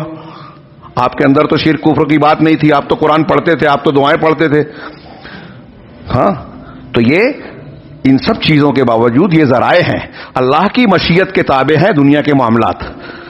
اللہ تبارک و تعالیٰ کی مشیت ہوئی کہ رسول اللہ صلی اللہ علیہ وسلم جادو سے متاثر ہوں اور لوگوں کے لیے نمونہ بنے، اور اس سلسلے میں جو تعلیمات ہیں امت کو دی جائے قیامت تک کے لیے، تو یہ اللہ کی مشیت ہوئی۔ اللہ نے یہاں بھی کہا نا کہ جادوگر کسی کو نقصان نہیں پہنچا سکتے، مگر کب پہنچا سکتے ہیں؟ الا باذن اللہ، اللہ کی مرضی سے۔ اگر کوئی آپ کو قتل کرنا چاہتا ہے تو نہیں کر سکتا، مگر اگر اللہ چاہے تو قتل کر سکتا ہے۔ یہ عام معاملات میں بھی ہم دیکھتے ہیں، قتل کی بات چھوڑیے، ایک لقمہ آپ کو کوئی کھلانا چاہے تو نہیں کھلا سکتا، جب اللہ چاہے گا تبھی کھلا سکے گا۔ تو ایسے سارے معاملات ہیں، تو جادوگر بھی نقصان نہیں پہنچا سکتے کسی کو مگر اللہ کی مرضی سے۔ ہاں وَيَتَعَلَّمُونَ مَا يَضُرُّهُمْ وَلَا يَنفَعُهُمْ، چنانچہ یہ جادوگر، یہ بنی اسرائیل کے لوگ جو ہیں، ان سے وہ چیز سیکھتے تھے جو ان کو نقصان پہنچاتی تھی، فائدہ نہیں پہنچاتی تھی۔ غور کیجئے، جادو کا ایک نقصان ایک قرآن نے یہ بتایا کہ جادو کا عمل سیکھنا سکھانا یا یہ عمل کرنا یہ نقصان والا کام ہے، فائدے والا نہیں ہے، اس میں فائدہ نہیں ہے، نقصان ہے۔ یہ قرآن کہہ رہا ہے کہ جادو نقصان پہنچاتا ہے، دنیا کا بھی نقصان، آخرت کا بھی نقصان، فائدہ نہیں۔ اب جو چیز فائدہ نہیں پہنچاتی اس کو کرنے کا کیا مطلب؟ جو چیز نقصان دہ ہے، شریعت کا اصول ہے نا کہ دفع المضرۃ، ہاں نقصان کو دفع کرنا، ہاں ارجح من جلب المنفعہ، منفعت اور فائدہ حاصل کرنے کے مقابلے میں نقصان کو دفع کرنا اہم ہے۔ اب جب قرآن یہ کہہ رہا ہے کہ جادو سیکھنے سکھانے اور اس کے عمل سے فائدہ نہیں ہوتا، نقصان ہوتا ہے، تو اس کا سیکھنا کون سی عقل مندی ہے؟ جو لوگ اس عمل میں پڑے ہوئے ہیں، ہاں دین کے صحیح کاموں کو چھوڑ کر قرآن حدیث نہیں سیکھتے، علماء کی صحبت اختیار نہیں کرتے، صحیح عقیدہ اور دین سیکھنے کے لیے کوشش نہیں کرتے، علم حاصل کرنے کی کوشش نہیں کرتے، شریعت میں جو فرائض اور اعمال اور نیکیاں بتائی گئی ہیں اس پہ کوشش نہیں کرتے، اور یہ ایسی کام کرتے ہیں، تو ان سے بڑا بے وقوف اور احمق کون ہوگا جس کے بارے میں قرآن کہہ رہا ہے کہ یہ نقصان پہنچاتا ہے، فائدہ نہیں۔ اور یہ دین کا سیکھنا سکھانا، نماز پڑھنا، روزہ رکھنا، عبادات کرنا، دعائیں پڑھنا جو قرآن و حدیث نے بتائی ہیں، یہ فائدے مند ہی ہے دنیا اور آخرت میں، اس کو چھوڑ دینا کون سی عقل مندی ہے؟ آگے اللہ نے فرمایا وَلَقَدْ عَلِمُوا لَمَنِ اشْتَرَاهُ مَا لَهُ فِي الْآخِرَةِ مِنْ خَلَاقٍ، اور یہ بات وہ اچھی طرح جانتے تھے کہ جو شخص اس کو لے گا، جادو کو لے گا، حاصل کرے گا، ہاں مَا لَهُ فِي الْآخِرَةِ مِنْ خَلَاقٍ، تو آخرت میں اس کا کوئی حصہ نصیبہ نہیں ہوگا۔ اس ٹکڑے سے بھی یہ پتہ چلتا ہے کہ جادو کے سیکھنے سکھانے اور جادو کا عمل کرنے والوں کا آخرت میں کوئی کامیابی نہیں ہے، مطلب وہ اسلام سے خارج ہے، کافر ہیں، کہ وہ اللہ تبارک و تعالیٰ کے یہاں آخرت کے کسی حصے سے محروم ہو جائیں گے۔ ایک بندہ مومن کے لیے اتنی ہی بات کافی ہے کہ جادو کا کرنا کروانا، سیکھنا سکھانا، کروانا بھی، جیسے میں نے ابھی حدیث پڑھی نا، ابھی ادھوری تھی، کہ جو کہانت کروائے کرے یا اس کے لیے کیا جائے، ایسے ہی اس میں ہے کہ من سحرا و سحر لہو، جو جادو کا عمل کرے یا جس کے لیے جادو کیا جائے، وہ ہمارے طریقے پہ نہیں ہے، یعنی خود عمل کرے جادو کا سیکھ سکھا کر، یا خود نہیں جانتا کسی سے کروائے پھونک جھاڑ والے کے پاس جا کے، تو وہ ہمارے طریقے پہ نہیں ہے۔ اور یہاں اللہ نے فرمایا کہ جو اس کو لے گا، سیکھے گا، حاصل کرے گا، آخرت میں اس کا کوئی حصہ نہیں ہے۔ وَلَبِئْسَ مَا شَرَوْا بِهِ أَنفُسَهُمْ، اور وہ کتنی بری چیز ہے جس کے بدلے میں انہوں نے اپنے آپ کو فروخت کر دیا، جادو سیکھ کر اپنے آپ کو برباد کر رہے ہیں، بیچ رہے ہیں، کتنی بری چیز ہے۔ لَوْ كَانُوا يَعْلَمُونَ، کاش کہ وہ جانتے۔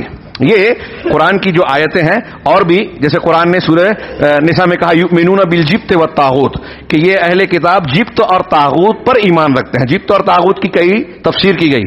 حضرت عمر فاروق کہتے ہیں جبت سے مراد جادو ہے اور طاغوت سے مراد شیطان ہے، کہ یہ جادو اور شیطان پر ایمان رکھتے ہیں، اللہ پر ایمان کے مقابلے میں ان کو پیش کیا گیا۔ ہاں، یہ چند باتیں جادو کی حقیقت، اس کے حکم اور اس کے اثرات سے متعلق میں نے بیان کی۔ اب اگر کسی پر واقعی جادو یا جادو کی چیزوں کا عمل ہوتا ہے، وقت بہت کم رہ گیا بلکہ زیادہ ہو چکا ہے، ہاں میں اختصار کے ساتھ ذکر کروں کہ جادو کے علاج کے لیے دو طریقے اختیار کیے جاتے ہیں۔ ہاں، النشرہ عربی میں کہتے ہیں کہ حل السحر عن المسحور، جادوگر سے آصف زدہ، سحر زدہ سے جادو کا علاج کرنا۔ طلولی جامعۃ الامام البخاری میں کن فقیہن کے دروس ہوتے ہیں، کتاب التوحید، پچھلے جو دروس ہوئے ہیں میرے گزشتہ ہفتے میں، وہ صرف اسی موضوع پر کہ جادو کا علاج کرنے والا، کتاب التوحید کے حوالے سے اس کو سامنے رکھ کر بڑی تفصیلی گفتگو، اگر کوئی صاحب سننا چاہتے ہیں تو کن فقیہن کے لنک پر وہ تفصیلی درس سن سکتے ہیں۔ اور اس میں میں چاہوں گا کہ آپ حضرات میں سے جو اس سے سابقہ پڑتا ہے اس بحث سے، وہ ضرور سنیں، کیونکہ اس میں بعض تفصیلات جو میں نے بیان کی ہے وہ یہاں پیش نہیں کر سکتا کیونکہ وقت نہیں ہے۔ ہاں، مختصر اس کا یہ اختصار یہ ہے۔ علامہ ابن قیم کا قول خود شیخ محمد بن عبد الوہاب نے نقل کیا کہ جادو کا علاج دو طریقے کا ہوتا ہے۔ ہاں، ایک تو وہ ہے جس کو اللہ کے نبی صلی اللہ علیہ وسلم کی حدیث میں کہا گیا، جب آپ سے پوچھا گیا تو سعید بن مسیب کی روایت ہے، تو آپ نے فرمایا، معاف کیجیے گا دوسری روایت ہے، آپ نے فرمایا کہ ہوا من عمل الشیطان، جادو کا علاج کرنا شیطانی عمل ہے۔ ہاں، تو اس کا مطلب کیا ہے؟ یہ وہ عمل کہ جادو کا علاج جادو سے کیا جائے، پھونک جھاڑ کا علاج پھونک جھاڑ کے ذریعے سے، غیر شرعی طریقے سے جس میں شیاطین سے مدد مانگی جائے، ایسے عمل سے اگر جادو کا علاج کیا جا رہا ہے تو یہ شیطانی عمل ہے، ناجائز ہے، حرام ہے، کفر ہے۔ جادو کا علاج جادو سے نہیں کیا جائے گا چاہے آپ مر جائیں۔ حرام چیزوں میں اللہ نے شفا بھی نہیں رکھی ہے، اس لیے کچھ لوگ کہتے ہیں کہ مجبور ہو کے کرنا پڑتا ہے، تو یہ مجبوری نہیں ہے۔ علامہ ابن تیمیہ کا وقت ہوتا تو میں جواب دیتا۔ علامہ ابن تیمیہ نے 3 جواب دیے ہیں کہ 3 وجوہ سے، 3 وجہ سے یہ چیز صحیح نہیں ہے یہ کہنا کہ آدمی اس کے لیے مجبور ہوتا ہے، کیونکہ جب آپ علاج کرنے جا رہے ہیں تو وہاں یقینی بھی نہیں ہے کہ علاج ہو جائے گا، اور یہاں تو دعاؤں سے بھی کام ہو سکتا ہے، بلکہ یہ دعا کرنا، ذکر و اذکار کرنا، اللہ سے دعا مانگنا، یہ تو دعاؤں میں سب سے افضل علاجوں میں سب سے افضل علاج ہے۔ لہذا اس پر اعتماد، کوئی انسان کتنا بھی جو ہے مجبور ہو جائے، دعا تو کر ہی سکتا ہے۔ اور ایسی دو تین وجہ انہوں نے بیان کی. میں یہ عرض کر رہا تھا کہ ایک تو وہ کہ جادو کا علاج جادو سے کیا جائے غیر شرعی، اور آج کل ہمارے ہاں جو پیشہ ور پھونک جھاڑ کرنے والے لوگ پائے جاتے ہیں عموماً وہ ایسے ہی ہوتے ہیں. کچھ لوگ مزارات پہ جاتے ہیں، کچھ مندروں تک چلے جاتے ہیں، ایسی جگہوں پر جائیں گے اور پھر یہ کہتے ہیں کہ دیکھو وہاں جانے سے ہم کو فائدہ ہوا.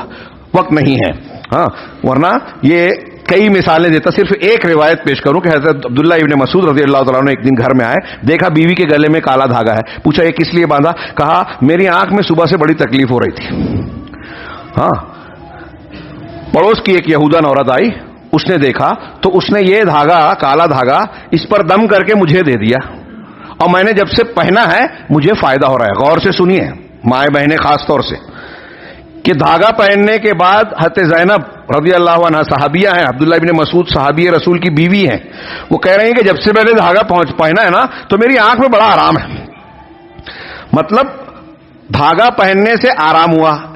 حضرت عبداللہ ابن مسعود رضی اللہ عنہ کو کیا جواب دیا کہ عبداللہ ابن مسعود ابو عبد الرحمن کا گھرانہ شرک سے بے نیاز ہے. انا اعلی ابی عبد الرحمن لاغنیاء عن الشرک، کہ ہمارا گھر شرک سے پاک ہے، بے نیاز ہے.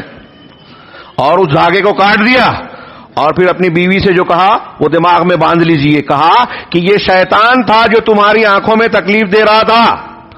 جب یہودن عورت نے تم کو یہ دھاگا پھونک کر دیا تو شیطان نے تمہاری آنکھ میں تکلیف پہنچانا روک دیا، بند کر دیا. تو تم کو یہ لگتا ہے دھاگے سے فائدہ ہوا. شیطان کا مقصد کیا ہے؟ گمراہ کرنا. ہاں، اگر تم کو کبھی ایسی تکلیف ہو تو وہ کام کرو جو اللہ کے نبی صلی اللہ علیہ وسلم بتائیے. ابن مسعود کہہ رہے ہیں، عبداللہ ابن مسعود رضی اللہ تعالیٰ عنہ، اور یہ دعا پڑھو اذهب الباس رب الناس واشف انت الشافی لا شفاء الا شفاؤک شفاء لا یغادر سقما، کہ تکلیف کو دور کر دے آئے لوگوں کے پروردگار اور شفا دے دے. ہاں، تیرے علاوہ کسی کی شفا نہیں ہے، اور ایسی شفا دے جو بیماری کو کچھ بھی نہ چھوڑے. اگر کہنا ہی ہے تو یہ پڑھو. یہ یہودن کا عمل مت کرو. میں دلیل یہ دینا چاہتا ہوں، سمجھانا یہ چاہتا ہوں کہ اگر آپ کو ہم کو لگتا ہے کہ کسی عمل کے کرنے سے فائدہ ہو گیا، مزار پہ جانے سے فائدہ ہو گیا، مندر پہ جانے سے فائدہ ہو گیا، چرچ میں جانے سے فائدہ ہو گیا، صلیب لٹکانے سے فائدہ ہو گیا، تو یہ آپ کا ہمارا احساس اس بات کی دلیل نہیں ہے کہ وہ عمل صحیح ہے. فائدہ ہونے کا احساس یا آپ کو لگتا ہے. اللہ کے نبی صلی اللہ علیہ وسلم کے سامنے ایک صحابی کڑا پہن گیا. کہا کس لیے پہنا؟ کہا واہنا، جوڑوں کے درد کے لیے.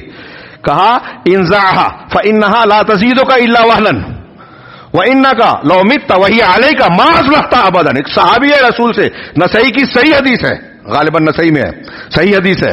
اللہ کے رسول فرما رہے ہیں کہ اس کو نکال کے پھینک دو، اس پیلے کڑے کو. ہاں، اس پیلے کڑے کو اس لیے کہ یہ تمہارے وہن میں یعنی تمہاری بیماری میں ہی اضافہ کرے گا.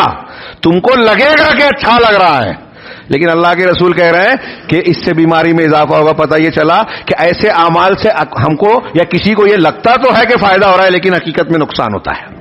اللہ کے رسول فرما رہے ہیں، ان کی آپ کی بات غلط نہیں ہو سکتی. یہ تمہارے وہن میں، بیماری میں اضافہ کرے گا. اور اگر تم اس کو پہنے پہنے مر گئے، صحابی رسول سے اللہ کے رسول کہہ رہے ہیں کہ اگر تم مر گئے اور اس حال میں کہ یہ کڑا تم پہنے رہ گئے، ما افلحت ابدا، تو کبھی فلاح نہیں پاؤ گے، کامیاب نہیں ہوگے. کتنی بڑی بات ہے. تو میں اس ایک دلیل سے ایسے کچھ علامہ ابن تیمیہ وغیرہ کے کچھ واقعات ہیں، موقع نہیں ہے کہ اسے بیان کروں. بتانا یہ ہے خواتین کو، مردوں کو، سب کو، کہ جادو کے عمل سے یا کچھ اس قسم کے جو غیر شرعی عمل پھونک جھاڑ کرنے والوں کے پاس جاتے ہیں، جادو ٹونا، یہ لٹکا دیا، وہ گاڑ دیا، ہاں فلاں چیز پہن لی اور باندھ لی، یہ چیزیں جو کرتے ہیں یہ حرام ہے، کفر ہے. اس میں اگر آپ کو فائدے کا احساس ہوتا ہے تو یہ فائدے کا احساس شیطانی فریب ہے، دھوکہ ہے، فائدہ نہیں ہے. دنیا کا بھی نقصان ہے، آخرت کا بھی. تو یہ کفر ہے، حرام ہے جس میں جادو ٹونے سے علاج کیا جائے. دوسرا علاج جو ہے وہ کون سا علاج ہے؟ وہ ہے دواؤں کے ذریعے سے، جڑی بوٹیوں کے ذریعے سے، کھانے پینے کی چیزیں، یا دعاؤں کے ذریعے سے جو شرعی دعائیں ہیں، اذکار، قرآن کی تلاوت، ان کے ذریعے سے علاج یہ جائز ہے. جادو ٹونے کا یہ علاج. دواؤں اور دعاؤں، اللہ کے رسول کی بخاری میں حدیث ہے، جو شخص صبح میں 7 اجوا کھجور کھا لے گا، مدینہ کی میں وضاحت کر رہا ہوں، مدینہ 7 اجوا کھجور کھائے گا تو اس دن، جس دن وہ 7 اجوا کھجور کر رہا ہے، زہر اور جادو اس پر اثر نہیں کرے گا. سورہ بقرہ جس گھر میں جو پڑھے گا، ہاں اس پر کیا نام ہے جادوگروں کا اثر یا بس نہیں چلے گا. یہ صحیح حدیثوں میں موجود ہے. سورہ بقرہ کی تلاوت کرتے رہیے گھر میں. ہماری مائیں بہنیں بھی قرآن پڑھیے. جو اللہ اور رسول نے بتایا وہ نسخہ پر عمل کیجیے. پھر جو دعائیں ہیں آیت الکرسی پڑھیں گے تو فرشتہ حفاظت کرے گا. سونے کے وقت پڑھ لیا, صبح پڑھ لیا شام تک, رات میں پڑھ لیا صبح تک, فرشتہ محافظ رہے گا. فرشتہ جب آپ کا حفاظت کرے گا تو شیطان قریب نہیں آئے گا, اور شیطان قریب نہیں آئے گا تو کسی کے جادو ٹونے گاڑنے لٹکانے کا کوئی اثر نہیں ہوگا. بسم اللہ الذی لا یضر مع اسمہ شیء فی الارض ولا فی السماء. اور دوسری دعائیں جو قرآن و حدیث نے بتائی ہیں اللہ کے رسول سے, یہی کیجیے. وقت نہیں ہے ورنہ میں تفصیل سے بولتا. ایک بات یہ تھی, ایک پہلو, کہ ہمارے یہاں آج کل بہت سارے اعمال لوگ کرتے ہیں. قرآنی اعمال کے نام سے ایک کتاب ملتی ہے, مولانا اشرف علی تھانوی, کچھ بڑے بڑے علماء کی کتابیں ان کے نام کی طرف, کہ علماء کے تجربے ہیں. بچہ پیدا نہیں ہو رہا ہے تو ران پہ فلاں قرآن کی آیت لکھ کے لگا دو, ہاں کمر پہ لگا دو تو بچہ پیدا ہو جائے گا. قرآنی اعمال, تذکرۃ الرشید, اس میں ایک اضافہ ہے تذکرۃ الرشید کہ اگر بچہ نکل جائے تو فوراً ہٹا دو ورنہ آتے بھی باہر آ جائے گی. اتنی پاورفل ہے وہ آیت. ہاں آتے باہر آ جائے گی, بچے دانی باہر آ جائے گی. ہاں مولانا اشرف علی تھانوی, میں نام لے کر بیان کر رہا ہوں, اشارے میں نہیں بول رہا ہوں. یہ عقائد کا معاملہ ہے, اصلاح کیجیے. شخصیات سے حق کو نہیں پہچانا جاتا, حق سے شخصیت کو پہنچانا جاتا. اور اگر کسی کوئی بڑی شخصیت ہے, غلطی ہوئی ہے, تو ان کی غلطی کو چھوڑ کر قرآن و حدیث کو قبول کیا جائے. لیکن یہ بات جو میں بیان کرنے جا رہا ہوں, مجھے دین کی بنیاد پر, دینی حمیت کی بنیاد پر جو ہے وہ بیان کرنا پڑ رہا ہے. وہ مقدمے میں وہ لکھتے ہیں کہ ایک عورت آئی ان کے پاس, اور اس نے کہا کہ میں سر کا بال جو ہے درست کرتی ہوں, کنگھی کرتی ہوں, تو مانگ نکالتی ہوں تو سیدھی نہیں نکلتی. تو شیخ اشرف علی تھانوی رحمہ اللہ نے ان سے کہا کہ جب تم بال جھاڑو, مانگ نکالو, تو اہدنا الصراط المستقیم پڑھ لو. تو اس نے کہا کہ جب میں نے اہدنا الصراط المستقیم پڑھ کر سر جھاڑا تو مانگ سیدھی نکلنے لگی. یہ قرآن کے ساتھ کھلواڑ ہے. قرآن کے نقش نکال کے نمبرات بنا کے لگا دینا, ہاں کچھ حروف مقطعات نکالتے ہیں, کچھ اور نکالتے ہیں, ایسی بہت ساری چیزیں کی جاتی ہے, اور کچھ اس کا اثر بھی ہوتا ہوگا. میں حاصل کلام یہ بیان کرنا چاہتا ہوں, کچھ واقعات بیان کرنا چاہتا تھا, موقع نہیں ہے. کہ ایک چیز موٹی سی دماغ میں بٹھا لیجئے کہ اللہ تعالیٰ نے قرآن مجید میں جو نسخے یا جو دعائیں بتائی ہیں, قرآن کی جن صورتوں اور آیتوں کی تلاوت کا اثر بتایا گیا ہے جادو ٹونا پھونک جھاڑ کے معاملے میں, اور اسی طریقے سے نبی کریم صلی اللہ علیہ وسلم کی جو ثابت شدہ دعائیں ہیں, صحابہ کا عمل ہے, ان کو آپ اختیار کیجئے. ان کے علاوہ کوئی چیز, کتنے بھی بڑے بزرگ ہوں, ہمارے بہت بڑے بڑے علماء نے, علامہ شیخ ابن باز رحمہ اللہ, شیخ امام وہب ابن منبہ کا عمل نقل کرتے ہیں کہ انہوں نے کچھ یہ سورہ طٰہٰ, یعنی یہ کیا نام ہے, آیت الکرسی اور کچھ آیتیں, پھر اس کے علاوہ وہ آیتیں جو جادو والی آیتیں ہیں سورہ طٰہٰ میں, سورہ صافات میں 3 مقامات سے انہوں نے بتایا, اور قوافل قل اللہ احد قل اعوذ برب الفلق قل رب الناس, یہ بیری کے پتے پر ہاں پیس کر جو ہے اس کو پڑھ کے دم کریں, پھر اس کو پانی میں ملائیں اور اس سے نہا لیں. کہا یہ تجربہ ہے. شیخ ابن باز رحمہ اللہ جیسی شخصیت جو وقت کے امام تھے, انہوں نے بھی اس کو کہا کہ تجربہ ہے. اور ہمارے بعض اہل حدیث علماء اور بعض لوگ جو ہے رقیہ وغیرہ انہی بنیادوں پر کرتے ہیں, استدلال کرتے ہیں کہ اللہ کے رسول نے کہا کہ مجھ کو اپنا رقیہ پیش کرو, وہ تمہارے لیے جائز ہے پھونک جھاڑ کرنا جب تک کہ اس میں شرک نہ ہو. اب اس کی بنیاد پر کہتے ہیں کہ دیکھیے اللہ کے رسول ان سے کہہ رہے ہیں کہ جو کچھ تم کر رہے ہو صحیح ہے, شرک نہیں ہے تو ٹھیک ٹھاک ہے, گنجائش ہو سکتی ہے. لیکن اللہ کے رسول صلی اللہ علیہ وسلم کے اس فرمان میں یہ ہے نا, مجھے بتاؤ, اور اللہ کے رسول نے جب کہا میرے سامنے پیش کرو, اور آپ نے اس کو فائنل کر دیا کہ ہاں یہ کر سکتے ہو, تو یہ تو سنت ہو گئی, حدیث تقریری ہو گئی.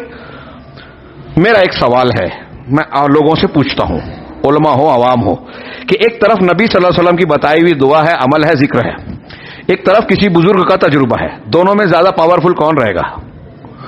نبی کی بات, نبی کے عمل پر, نبی کی تعلیم پر اگر ہم عمل کریں گے تو سب سے پہلا اجر و ثواب یہ ملے گا کہ آپ اتباع رسول کر رہے ہیں جس کا حکم اللہ نے دیا ہے. دوسرا یہ کہ نبی سے بہتر دعا دنیا میں کوئی بتا ہی نہیں سکتا. انبیاء کرام اللہ کے سب سے مقرب بندے, اللہ تعالیٰ نے ان کو سب سے نفیس چیزیں سکھائی, اور وہ جیسی عبادت کرتے تھے دنیا کا کوئی انسان ویسی عبادت کر ہی نہیں سکتا. ان کے جو الفاظ اور دعا میں جو جامعیت ہے دنیا کے کسی انسان میں, وہ کی کلمات میں وہ بات آ ہی نہیں سکتی, وہ برکت نہیں آ سکتی, وہ جامعیت اور وہ معنی نہیں آ سکتا. لہذا ہمارے جو لوگ اللہ کے نبی صلی اللہ علیہ وسلم کی دعاؤں کو چھوڑ کر فلاں بزرگ, فلاں پیر صاحب, فلاں سلسلے کی دعاؤں کو پیچھے پڑتے ہیں, وہ اس حقیقت کو فراموش کرتے ہیں اور اللہ کے نبی یا انبیاء کے مقام کو نہیں سمجھتے, ان کی عبادات کو, ان کی حقیقت کو نہیں جانتے, ان کے مقام کو نہیں جانتے. لہذا لوگوں کے تجربات فلاں اور فلاں نے یہ کیا وہ کتنا بھی صحیح ہو، ان کو چھوڑ کر حضرت سعید بن جبیر جو ایک بہت بڑے تابعی ہیں، ان کا ایک لمبی مسلم شریف کی حدیث میں ایک قول ہے، قد احسن من انتہا الی ما سمع، یہ جملہ یاد رکھیے گا، وہ کہتے ہیں کہ اس شخص نے بہت اچھا کیا جس نے اتنا ہی کیا جتنا سنا۔ اللہ کے رسول صلی اللہ علیہ وسلم اور قرآن و حدیث کی جتنی بات ہم کو پتہ چلی نا اتنا ہی کرو۔ نبی صلی اللہ علیہ وسلم کے بتائے ہوئے نسخے سے زیادہ پاورفل کوئی نسخہ ہو ہی نہیں سکتا، یہ ہمارا عقیدہ ہونا چاہیے اور اسی پر عمل کرنا چاہیے۔ تو جادو سے متعلق یہ چند باتیں میں نے عرض کی ہیں، ہاں، اور ہمارے یہاں اس کی بعض قسمیں پائی جاتی ہیں، بعض پہلو تشنا ہے اور کچھ پہلو پہ میں نے بات کرنے کا موقع نہیں ملا، وقت کافی زیادہ ہو گیا اس لیے بات کو سمیٹ رہا ہوں۔ یہاں آنے کے بعد پتہ چلا کہ آج ہندوؤں کے ایک تہوار کا دن ہے۔ کون سا تہوار؟ مکر سنکرانتی، اس میں پتنگ اڑائی جاتی ہے، اور مجھے بہت حیرت ہوئی کہ یہ پتہ چلا کہ ہمارے مسلمان نوجوان بھی اس میں شریک ہوتے ہیں، حصہ لیتے ہیں اور پتنگ اڑانے کے مزے لیتے ہیں، یعنی گویا مسلمان ہوتے ہوئے انہیں رسول اللہ صلی اللہ علیہ وسلم کا دین پسند نہیں ہے، تو ہندو دھرم کی ایک چیز پسند ہے۔ پاکستان میں بھی کچھ جاہل لوگ یہ کرتے تھے، اس پر لمبے چوڑے مضامین چھپتے تھے، وہاں چھپتے ہیں، ہاں، یہاں بھی یہ جہالت ہے، مجھے بڑی حیرت ہوئی۔ ہاں، میں نے تذکرہ کیا تو پتہ چلا کہ شیخ عبدالتواب حفظہ اللہ نے کچھ ہفتہ پہلے یہاں تقریر کی، جمعہ کا خطبہ دیا، تشبہ بالاغیار، یہود و نصارہ یا دوسروں کی مشابہت اختیار کرنا کیسا ہے۔ ایک حدیث، من تشبہ بقوم فہو منہم، ہلا دینے والی ہے اگر کوئی آدمی ایمان والا ہے تو اسے، کہ جو شخص کسی دوسری قوم کی مشابہت اختیار کرے وہ انہی میں سے ہوگا۔ آپ مسلمان ہیں لیکن ہندو مذہب، عیسائی مذہب، یہودی مذہب، جین مذہب کی کوئی چیز جو اس کی پہچان ہے، مشابہت کن میں جو ان کا شعار اور پہچان ہے، ایسی چیز اگر آپ نے اختیار کر لی تو اللہ تعالیٰ کے یہاں آپ جینی شمار ہوں گے، ہندو مانے جائیں گے، یہودی مانے جائیں گے، نصارے مانے جائیں گے۔ کیوں مانے جائیں گے؟ یہ کسی مولوی کا فتویٰ نہیں ہے، فرمان رسول صلی اللہ علیہ وسلم ہے، جس کے سچے ہونے پر ہمارا عقیدہ ہے۔ مانتے ہیں کہ نہیں مانتے ہیں؟ جو پتنگ اڑا رہے ہیں وہ نہیں مانیں گے، شاید نہ مانے، اصلاح کر لیجئے، توبہ کر لیجئے کہ یہ چھوٹا سا عمل آپ جب اس تہوار میں، غیر مسلموں کے تہوار میں شریک ہو رہے ہیں، دیوالی میں، ہولی میں، وہ جو کھیلتے ہیں ٹپری وغیرہ، وہ ان کی عبادت ہے، دیوی کی جو ہے طواف کرتے ہیں، ان چیزوں میں اگر کوئی مسلمان شریک ہو رہا ہے تو غیر مسلم تہوار کی شان اور رونق بڑھا رہا ہے۔ غیر مسلم تہوار میں مغضوب علیہم ولاضالین کے طریقے پہ چل رہا ہے، جس کے بارے میں نماز کی ہر رکعت میں دعا کر رہا ہے، غیر المغضوب علیہم ولاضالین، کہ اے اللہ صراط مستقیم تیرے انعام یافتہ لوگوں کے طریقے پہ چلا، ان لوگوں کے راستے پر مت چلا جن پر تیرا غضب نازل ہوا، جو گمراہ ہوئے۔ ہر نماز میں دعا مانگ رہے ہیں ہم، اور عمل کر رہے ہیں کہ مکر سنکرانتی منا رہے ہیں۔ علامہ ابن تیمیہ رحمہ اللہ وغیرہ کی کتاب پڑھیے، اقتضاء الصراط، وقت نہیں ہے، ہاں، بہت سخت لکھا ہے۔ اللہ تعالیٰ نے مسلمانوں کو جب اللہ کے رسول مدینہ گئے تو کہا کہ اللہ نے تمہارے ان دو جاہلی تہوار کے بدلے میں عید الاضحیٰ عید الفطر دے دیا، بدلے میں دے دیا، اس کا مطلب یہ کہ جو اللہ نے دیا ہے وہ پہلے کا بدل ہے تو وہ بھی چلے گا، یہ بھی چلے گا، ایسا ہو سکتا ہے کیا؟ یہ اسلام کی تعلیم نہیں ہے کہ اللہ کے دین پہ بھی عمل کریں، لوگوں کو بھی خوش کریں۔ ہاں، اللہ کے دین کو مان رہے ہیں، صبح شام کہہ رہے ہیں رضیت باللہ ربا، میں اللہ کے رب ہونے پر راضی ہوا، اسلام کے دین ہونے پر، محمد صلی اللہ علیہ وسلم کے نبی ہونے پر، تو اللہ نے جو کہا اس کو مانیں گے، دین میں جو تعلیم ہے وہی کریں گے، رسول نے جو بتایا اسی کو اختیار کریں گے۔ جو دین اسلام کے علاوہ دوسرا مذہب ہے کتنا بھی خوبصورت عمل نہیں کریں گے، کیونکہ وہ اسلام نہیں ہے۔ اگر آپ وہ کر رہے ہیں تو آپ اللہ کے رب ہونے پر، اسلام کے دین ہونے پر، محمد صلی اللہ علیہ وسلم کے نبی ہونے پر راضی نہیں ہے۔ آپ اپنے عمل سے یہ کہہ رہے ہیں کہ اللہ کے رسول کے دین کی یہ تعلیم مجھے پسند نہیں، وہ فلاں مذہب کا جو عمل آپ کر رہے ہیں آپ کو اس مذہب کی تعلیم پسند ہے۔ یہ کوئی چھوٹی موٹی بات نہیں ہے، لہٰذا ایسے امور میں آپ اجتناب کریں۔ غغیار سے مشابہت کا، جہاں دیکھیے ہم روزہ رکھتے ہیں، اللہ میں تیمیہ دوسروں نے بیان کیا کہ یہ تو برائیوں یا تہوار کی بات ہے، ایسی عبادت جو ہم بھی کر رہے ہیں وہ بھی کر رہے ہیں، جیسے عاشورے کا روزہ وہ رکھتے ہیں تو اللہ کے رسول صلی اللہ علیہ وسلم نے کہا کہ وہ بھی رکھتے ہیں نا یہودی، تو ہم تو رکھیں گے، ساتھ میں ان کی مخالفت کرنے کے لیے 9ویں کا بھی رکھیں گے 10ویں تاریخ کے ساتھ۔ سوچئے کہ ایک اچھا عمل کر رہے ہیں تو اس عمل سے تو ہم کو عمل کو نہیں چھوڑنا ہے، لیکن یہود کی مخالفت کرنی ہے یہ حق کی پہچان ہے، حق کے زندہ رہنے کی ایک طریقہ ہے، تعلیم ہے۔ اگر آپ کسی باطل مذہب یا باطل دین کو مانتے ہیں یا اس کی کسی چیز کو ظاہر میں اختیار کرتے ہیں تو دراصل ظاہر میں اختیار کرنے سے اس کے تعلق سے دل میں نرمی اور محبت پیدا ہوگی، اور دل میں جب آپ کو اس مذہب کی تعلیم سے محبت پیدا ہوگی تو آپ اس کی طرف مائل ہوں گے، مائل ہو گئے مطلب آپ اسلام سے پھر گئے۔ اللہ تعالیٰ سے دعا ہے کہ وہ ہمیں صحیح دین کو جاننے، سمجھنے اور اسے اختیار کرنے کی توفیق عطا فرمائے، دین کے تقاضوں پر ہمیں زندہ رکھے اور اسی دین پر، کلمہ توحید پر ہماری موت ہو۔ اس کی برکت سے دنیا اور آخرت کی ہر فتنے اور عذاب سے اللہ ہمیں محفوظ رکھے۔ اقول قولی ھذا واستغفر اللہ لکم ولسائر المسلمین وصلی اللہ علی نبینا محمد بارک اللہ لنا ولکم فی القرآن المجید ونفعنا وإیاکم بالآیات والذکر الحکیم انہ تعالی جواد کریم ملک بر رؤوف رحیم۔